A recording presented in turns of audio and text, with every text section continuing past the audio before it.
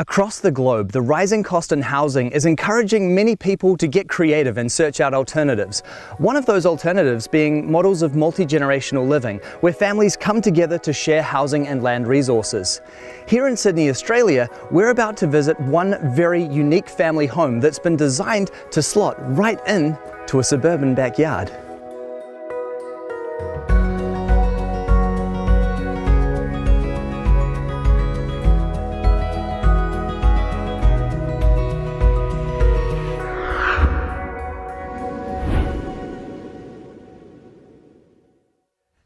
G'day Nick, how's it going, mate? Good, Bryce, how are you? Good, thank you, great to meet you.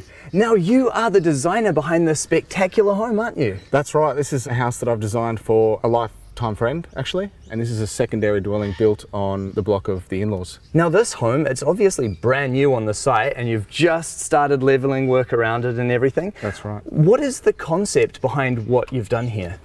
So locally we have the opportunity to build secondary dwellings on particular lots, and this is one of those lots. And we've developed what is commonly referred to as a granny flat. We don't like to refer to it as a granny flat. We refer to it more as a backyard architecture. But we've taken advantage of that legislation to build a second dwelling on this lot.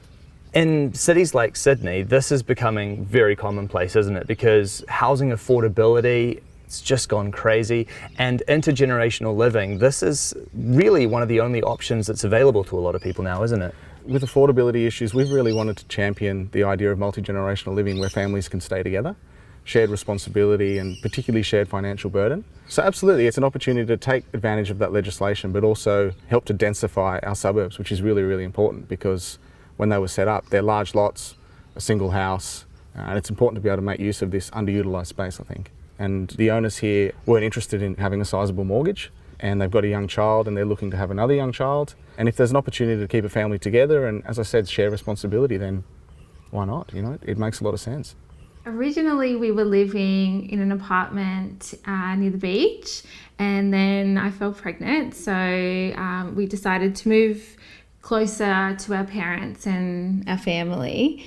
And we had our baby Noah, and we were living with our parents, which was lovely for the help, but it was a lot, us being all together under the same roof. So we were looking for something that allowed us to be close to our parents, but also have a bit more privacy. So this is a great option for us. It was very much about the benefits of living with family more than anything else, and the whole appeal of having Bianca's parents close by was a big part of this. And Noah loves that he's here 1 minute and then the next minute he's down there with them. And yeah, it's just so nice to have Noah's grandparents close by to be there for him as he grows up. And yeah, we love that lifestyle. Can you tell me about the inspiration for the exterior and the kind of look of the home? Well, the idea is that as you look on this block, there are a lot of native trees, and with age they tend to grey and sort of settle into their environment. We want the house to do the same. So this house has only been here for a couple of months, but you can already see the timber starting to lighten and grey. And as that happens, it'll help to really sort of bed into its environment here. In this home, you've definitely gone for a very modern and super minimalist aesthetic. Can you talk to me about that? We have, but just in sort of refraining from that, I guess, container look, we've sort of inserted this entry stoop, which acts almost like a wayfinding device for guests to kind of come and enter the house. But yes, we have gone for a very sort of contemporary modular look. And what about the construction method that's been used in this home? This house is built from a material called cross-laminated timber. So they're structural solid panels of timber, and all of the timber is locally grown and locally sourced. And it means that we can erect a structure of this size in a day. And in building this dwelling, unfortunately, we had to lose some trees, which were gums, so we decided to clad the house in gums as a sort of nod to what was here. The council dictated that we position the house in a particular location. That's exactly where the trees were. We wanted to put the house off to the side of the trees and use the trees as shading, but unfortunately we had to put it here and the trees had to go. So the plan now is to replace those trees and wait a considerable number of years for them to come back. Bureaucrats probably wanted them for more paper, right? That's exactly right. What a shame. Well, I love the look of the house and I cannot wait to see what you've done on the inside. Can we check it out? Yeah, absolutely. Let's go. Thank you.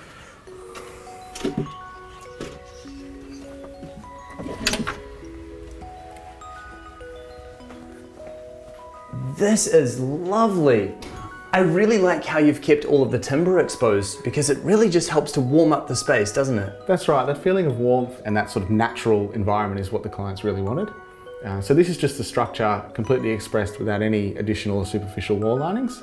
And all we've done is sand the panels and there's no additional treatment. And you can see up in the corner there, we've left a section of the structure exposed so that we can highlight to people how the house goes together.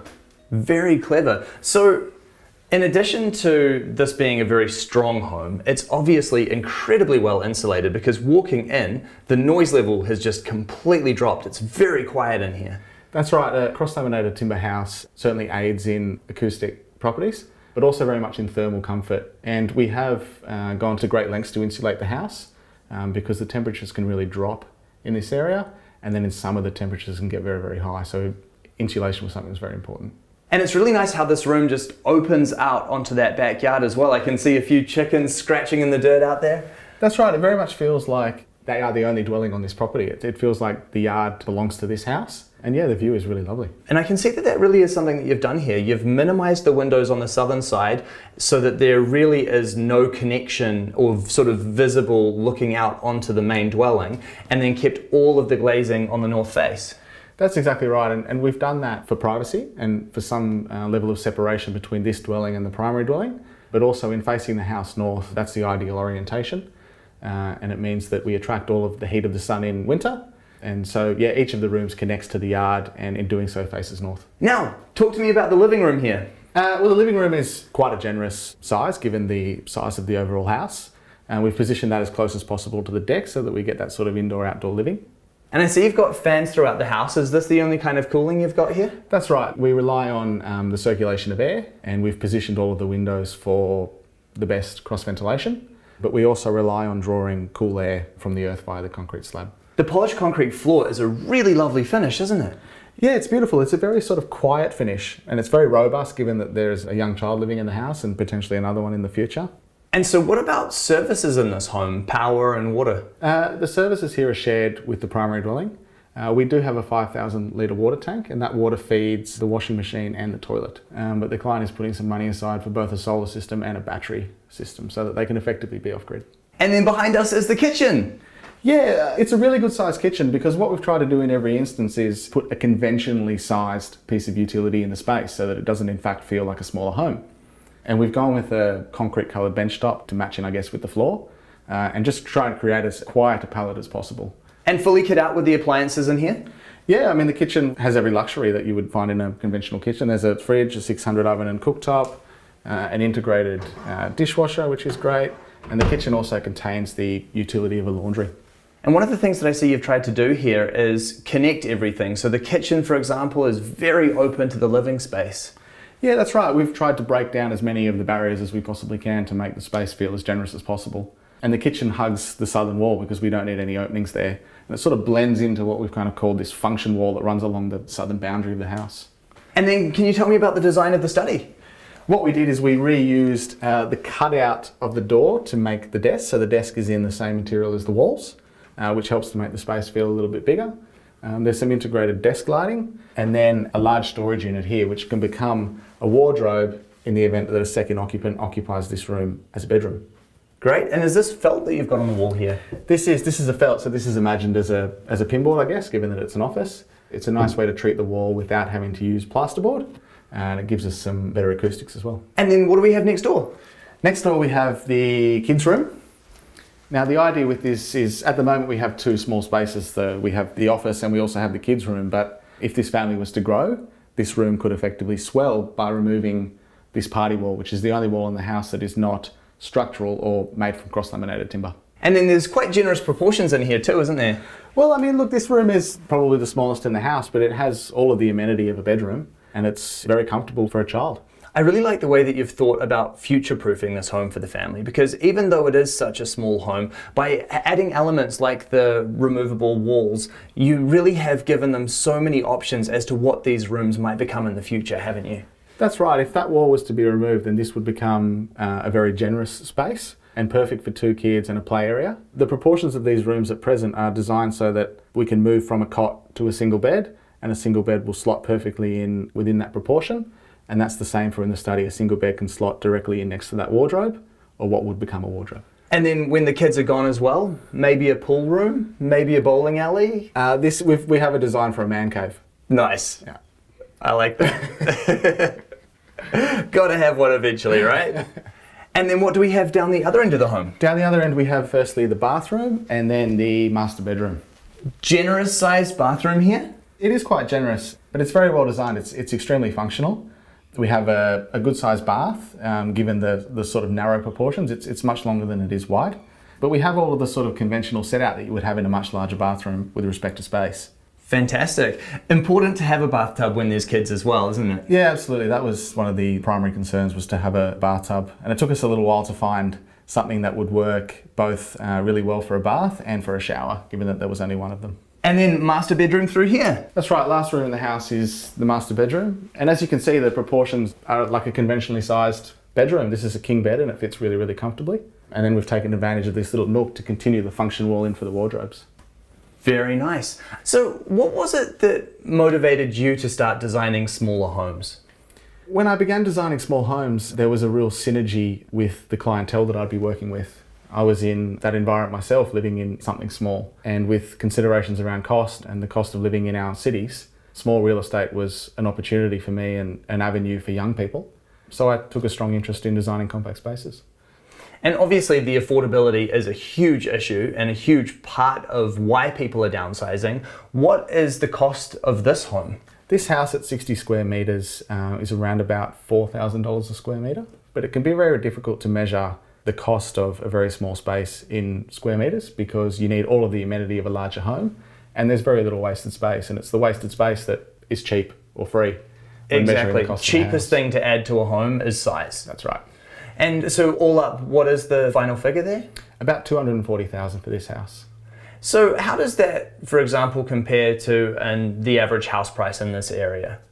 Look, the average price in this area is probably at least 5 or 6 times that. So the ability to be able to share with the owners of the primary dwelling has created a living environment where there is very little financial stress.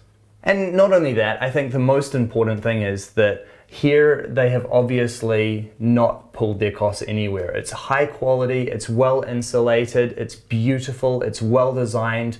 They really have got a tremendous amount of home for that money, albeit in a very small footprint. That's exactly right. The quality is very high. That was the paramount consideration. This house costs nothing to run. It's super insulated. All of the lighting is low voltage LED. There's no air conditioning. This is a very natural home. This is a very easy house to live in that doesn't have ongoing costs for maintenance or repair or anything like that. We wanted to feel like we blended in with nature, and we do actually. It does feel like that. We have big windows that we can kind of look out to the trees. We leave our blinds up at night, which is nice, with the sun coming in the morning, waking us up. So I guess it's kind of like a bit of like a camping feel, but you're really well protected from the elements. And yeah, it's really lovely.